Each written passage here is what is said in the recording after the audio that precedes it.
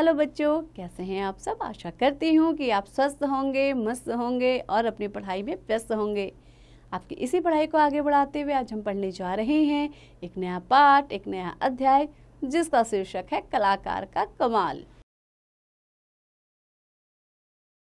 तो बच्चों, कलाकार का कमाल ये एक बहुत ही सुंदर सी कहानी है। आइए सबसे पहले इस पाठ का परिचय ले लेते हैं। यह एक लोक कथा है। बच्चों, लोक कथा क्या होती है? लोक कथा यानी लोक में व्याप्त कथा, जो लोगों में क्या है, श्रुति के आधार पर यानी कि सुनने के आधार पर चली आ रही होती है। लोक कथा का जिक्र ज्यादातर लिखित रूप में हमें कम ही मिलता है। हमें मौखिक रूप से जो कथाएं सुनाई जाती रही हैं या हम सुनते आ रहे हैं, उनको कहते हैं लोक कथा। इस लोक कथा में लेखक अपने व्यवसाय में ईमानदारी के कारण बहुत बड़ी धनराशि को छोड़ देता है। हम सबके जीवन में ऐसे क्षण आते हैं जब हमारी ईमानदारी की परीक्षा होती है। छल प्रपंच या धोखा देकर कमाए गए धन से हम सुख, चैन और मन की शांति नहीं पा सकते हैं। तो बच्चों, बहुत ही सुंदर सी कहानी है, आप सभी ध्यान से सुनिएगा। आइए कहानी को शुरू करते हैं। बहुरूपिया अर्थात छद्म वेश धारण करने वाला। हम सब ने इन्हें देखा ही होगा। बहुरूपियों से हम सब परिचित हैं। इनका पेशा अब समाप्त होता जा रहा है, लेकिन किसी समय रईसों और अमीरों का मनोरंजन करने वाले बहुरूपिये प्रत्येक नगर में पाए जाते थे। ये कभी धोबी, कभी डाकिये आदि का रूप बनाकर आते थे। धोखा खा जाने वाले रईस उन्हें इनाम देते थे।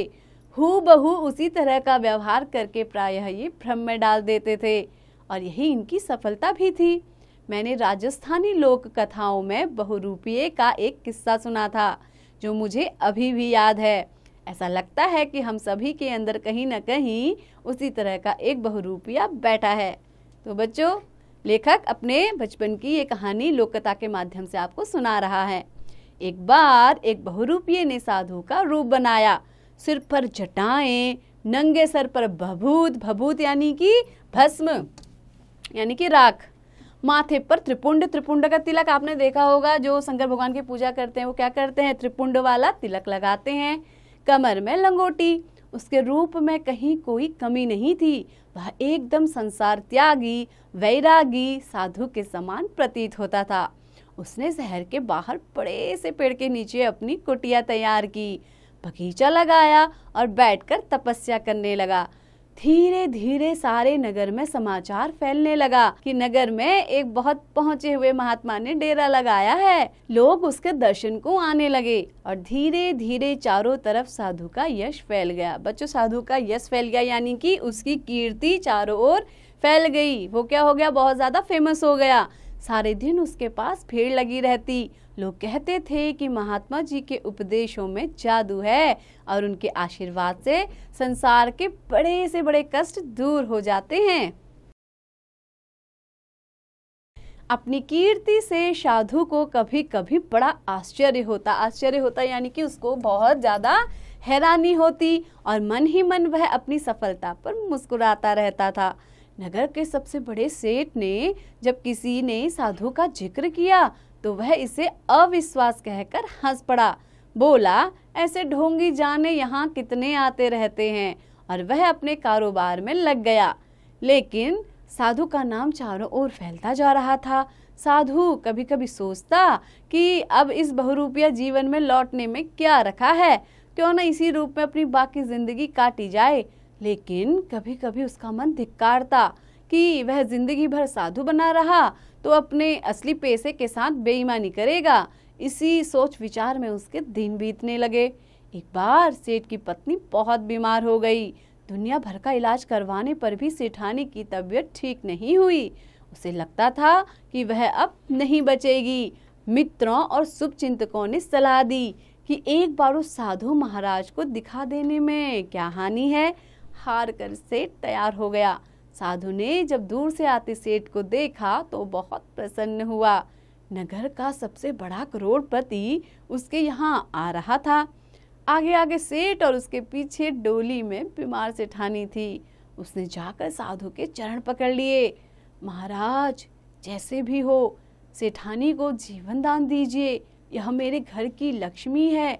इसी के कारण यह करोड़ों की संपत्ति आई है। जिस दिन से इसने मेरे घर में पाँव रखा है, मैंने जिस काम में हाथ डाला उसमें लाभ ही लाभ हुआ है। अगर इसे कुछ हो गया तो मैं कहीं का नहीं रहूंगा। साधु ने गंभीर चेहरा बनाकर डोली का पर्दा उठाया। सेठानी बेहोश पड़ी थी।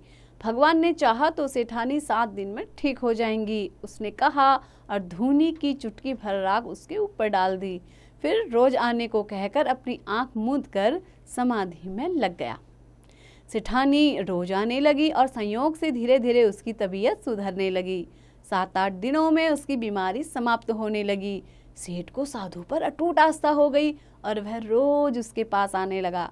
सेठानी ठीक हो गई, लेकिन सेठ रोज आता रहा।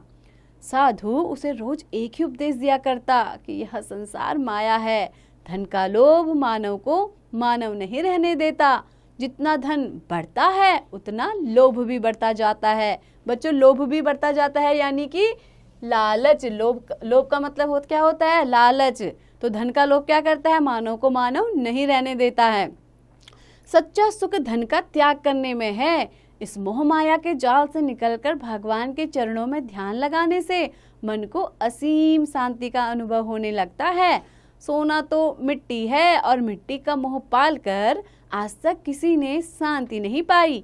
धीरे धीरे साधु के उपदेशों का प्रभाव सेठ पर पड़ने लगा। एक दिन साधु ने घोड़ों, ऊंटों और बैलगाड़ियों के झुंड को अपनी कुटिया की ओर आते हुए देखा तो मन में संदेह हुआ कि कहीं लोगों को उसकी असलियत तो पता नहीं चल गई और ये सरकार के आदमी उसे पकड़ने तो नहीं आ रहे हैं। वह यह सोच ही रहा था कि उसने देखा उस झुंड के आगे वही सेठ है। सेठ पास आया, उसने साधु को प्रणाम किया। गाड़ियों, घोड़ों, ऊंटों पर लदे सोने चांदी के गहनों, मोहरों और हीरे जवाहरात को उतारा गया। देखते देखते कुटिया के सामने ढेर लग गया। सेठ ने साधु के चरण पकड़कर कहा, महाराज, आपके उपदेशों से मुझे सच्चे ज्ञान की अनुभूति प्राप्त हुई और इस संसार में मेरा मन फिर गया है। झूठ कपट से मैंने जो धन कमाया वह सब मैं आपके चरणों में रख रहा हूँ। इसका जो भी आप चाहें करें, गरीबों में बांट दें या मंदिर बनवा दें, मुझे अपना शिष्य बना लें। गंभीर स्वर में साधु ने उत्तर दिया, जिस धन को मैं तुझे त्यागने का उपदेश देता हूँ, तू उसी माया में मुझे क्यों फंसाता है? जो तेरे लिए मिट्टी है वह मेरे लिए तो और भी पहले मिट्टी है। मैं इसे हाथ नहीं लगा सकता। और सचमुच उसने धन नहीं लिया। समझा बुझाकर सेठ को लौटा दिया। महात्मा की इस महानता से सेठ की आंखों में आंसू आ गए। अगले दिन जब सेठ आया तो साधु का कहीं पता नहीं था। इधर उधर खोजा, कहीं भी कोई नहीं था। इतने में किसी ने आकर उसके चरण पकड़ लिए। सेठ, मेरा इनाम दें। कैसा इनाम? तुम कौन हो? सेठ ने आश्चर्य से उस व्यक्ति से पूछा। कसूर माफ करना सेठ जी, मैं वही कल वाला महात्मा साधु हूँ। मैं साधु वाधु कुछ नहीं, आपका सेवक बहुरूपिया हूँ। जब आप जैसे चतुर आदमी को मैंने धोखा दे दिया तो मुझे अपनी कला का बहुत बड़ा इनाम मिलना चाहिए। अपराधी के भाव से बहुरूपिया सिर झुकाए खड़ा था। सेठ आश्चर्य से उसकी ओर देखकर बोला, इनाम तो मैं तुझे दूंगा, सचमुच तूने अपने काम में कमाल कर दिया है। लेकिन एक बात बता, कल जब मैं अपनी सारी संपत्ति तेरे पास लाया तब तूने उसे स्वीकार क्यों नहीं किया? अगर तू उसे ले लेता तो आज तू सेठ बन जाता। तुझे इस तरह इनाम मांगने की क्या आवश्यकता होती? बहुरूपिये ने नम्रता से कहा, सेठ जी, यह बात मेरे मन में आई थी।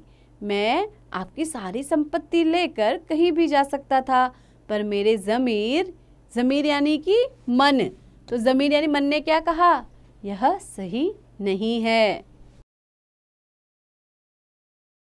मैं संसार त्यागी महात्मा का रूप धारण किए हुए हूँ। अगर मैं ऐसा काम करूँगा तो रूप में खोट आ जाएगी। रूप को सच्चा रखने के लिए यह उचित है कि मैं संपत्ति को त्याग दूं। इसलिए सच्चे महात्मा की तरह मैंने अपनी आत्मा को उस माया रूपी दलदल से निकालकर अपने कार्य की पवित्रता को बनाए रखा। अब आप जो इनाम मुझे देंगे खुशी खुशी ले लूँगा। और मेरी सेठानी की बीमारी? सेठ जी ने पूछा। उसमें भी मेरा कुछ नहीं है, वह तो आपका और सेठानी का विश्वास और संयोग था।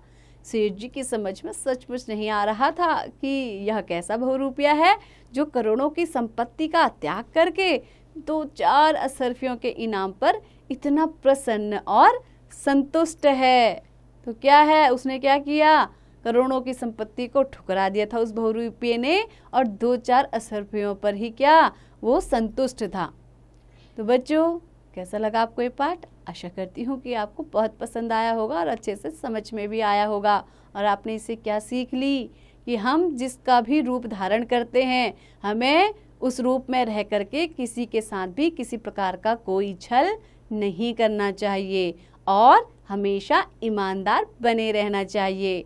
तो बच्चों, ऐसे ही पढ़ते रहिए, आगे बढ़ते रहिए और हाँ, इसका अभ्यास भी जरूर कीजिए।